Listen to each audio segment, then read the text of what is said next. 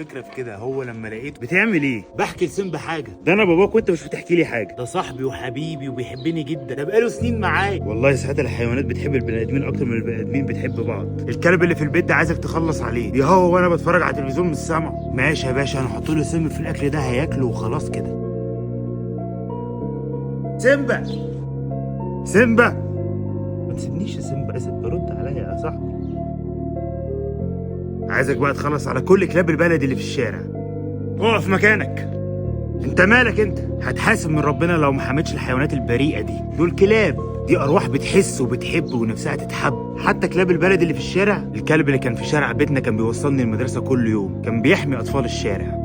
الحيوانات غلبانه ما بتعرفش تعبر، ما بتعرفش تقول لنا اللي هي جعانه ولا عيانه. واجب علينا من ربنا كبني ادمين نساعدهم.